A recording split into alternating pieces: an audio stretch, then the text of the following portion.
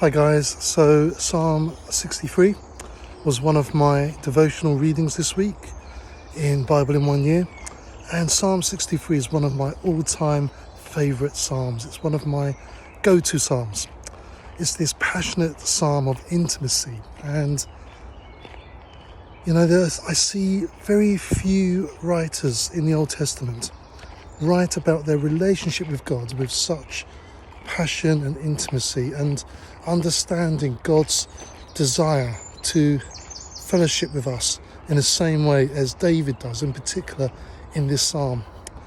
One of the most intimate and romantic writings in the Bible is Songs of Songs. And, it's about a man and a woman.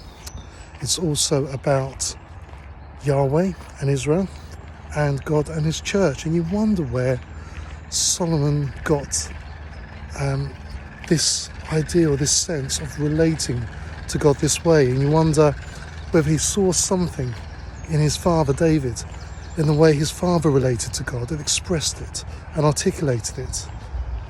So when I heard this psalm and meditated on it a number of years ago, it really resonated with me.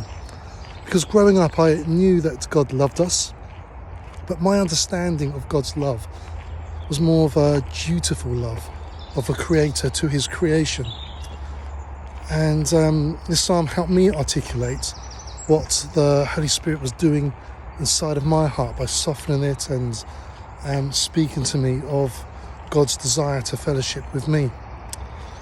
So there's three things in this psalm which has always encouraged me. The first is David's desperation or desire to have more of God and his longing for God. And I think, that's something we can all do. Pray that our hearts would never go hard and dry. And when we are in those valley seasons, pray that God would ignite that fire again in our hearts.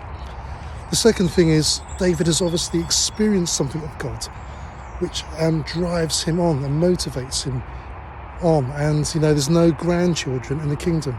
We can each experience God firsthand. And then the last thing is David just lifting up his hands and worshipping and just being totally abandoned to worship. And we encounter more of God through abandonment and worship.